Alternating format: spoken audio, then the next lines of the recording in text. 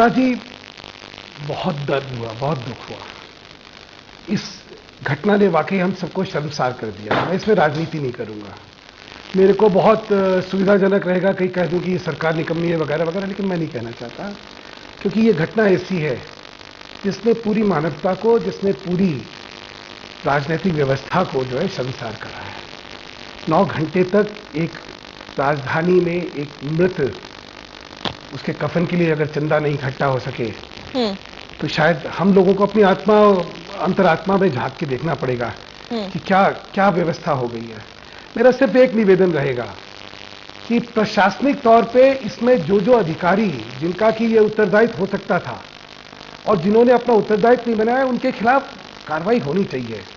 इसमें राजनीतिक व्यवस्था का प्रश्न नहीं है, इसमें जो है प्रशासनिक व्यवस्था का प्रश्न है हो। लेकिन ये वाकई बहुत, और ये किसी एक राजधानी का नहीं है, ये हमारी मानसिकता का प्रतिबिंब है। लोग देख रहे हैं, उनमें इतनी संवेदनशीलता नहीं बची है कि अगर एक मृत उनको दिख रहा है, बहुत बहुत दुख हुआ। मैं तो मैंने कहा मैं राजनीति नहीं करूंगा, इसमें हम सबको शर्मसार करा और हमें अपने अंतरात्मा में झांकना पड़ेगा। सुधांशु जी, आपसे दूसरे पैनलिस्ट के पास जाने के पहले जानना चाहूंगी कि क्या जब हम प्रशासनिक व्यवस्था को कटघरे में खड़ा करते हैं, उनको जो ऑर्डर्स मिलते हैं या जिस तरीके से प्रशासनिक व्यवस्था काम करता है, वो काफी हद तक उसकी डोर जो है वो हमारे राजनेताओं के हाथों में भी तो होती है ना?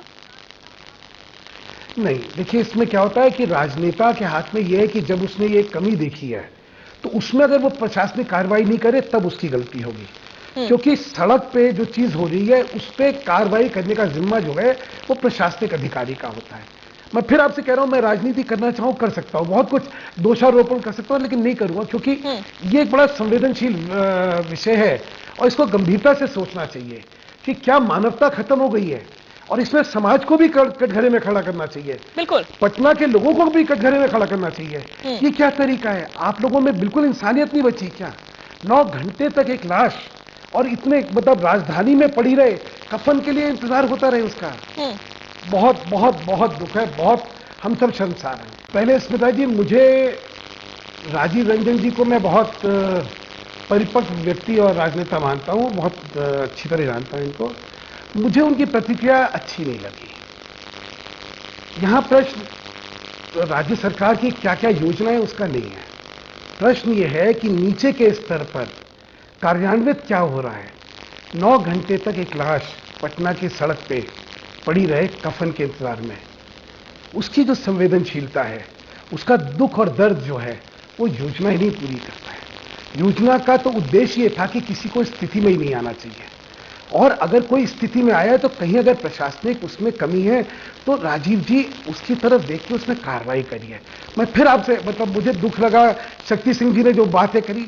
शक्ति सिंह जी, बहुत कुछ राजनीति हम अलग अलग विषय में कर लेते हैं, लेकिन इस तरह की दर्दनाक मौत पे अगर राजनीति नहीं करें तो बहुत अच्छा रहेगा। सुधांशु जी, इसीलिए मैंने शक्ति सिंह जी को रोक दिया था बीच में ही, और राजीव रंजन जी से भी मैं आपके सवाल का जवाब लूंगी, लेकिन आपसे सीधा सवाल पूछ रही हूँ, क्या आपके विधायक की भी वहां जिम्मेदारियां बनती थी या नहीं? नहीं, मैंने कहा ना, इसमें उनके पास जानकारी थी, पहुंची नहीं थी, वो है नहीं है, ये तथ्य मुझे नहीं पता। और देखिए, मैं एक चीज जानता हूं कि राजनीतिक व्यक्ति, जितना मुझे राजनीतिक चरित्र, चाहे किसी भी संगठन का राजनीतिक व्यक्ति होगा, राजनीतिक व्यक्ति को इस चीज की सूचना अगर होगी तो वो कभी भी नजरअंदाज नहीं करेगा, खासतौर से चुनाव प्रतिनिधि कभी नहीं करेगा। बहुत मैंने राजनीतिक चरित्र देखा है, ये नहीं होता है। इसमें जो है, इसमें प्रशासनिक स्तर पर जो कार्यपालिका है उनकी कमी रहती है, उनमें संवेदनशीलता जो है वो कम हो चुकी है। उनमें संवेदनशीलता का एहसास बड़ा करना बहुत जरूरी है। इसलिए मैं कह रहा हूं, और मैंने कहा मैं दोषारोपण इसमें बिल्कुल नहीं करना चाहता।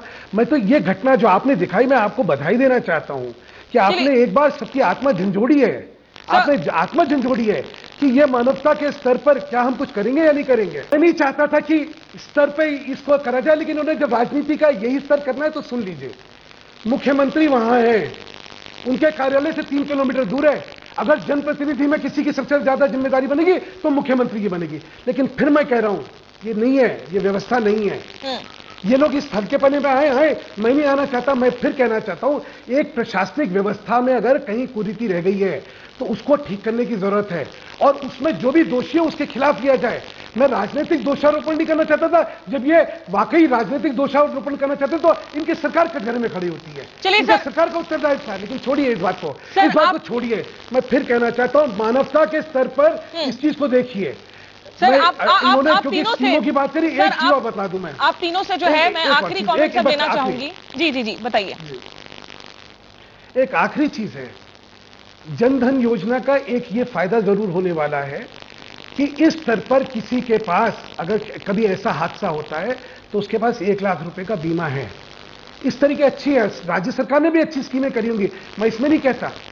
इन स्कीमों का फायदा इनको, इन नीतियों को मिलना चाहिए, लेकिन कार्यान्वित करते समय ये जो 9 घंटे का देर हुई है, और ये तब हुई है जब आपने टीवी पे दिखा दिया, उसके बाद भी हुई है, ये दुर्भाग्यपूर्ण है। इसलिए शर्मसार करा है, और इसको इसकी गंभीरता से लेके प्रशासनिक कार्य करा जाएगा तो शायद हमें कुछ सबको सबक मिलेगा। सर, मैं बिल्कुल आखिरी कमेंट्स आप तीनों से, और एक आश्वासन चाहूंगी सुधांशु जी आपसे 20 सेकंड में। आपकी भी पहले सरकार रही है जेडीयू के साथ में, कि कम से कम अपने विधायक से आप सवाल पूछेंगे कि आपको जानकारी कब मिली थी, देरी क्यों हुई?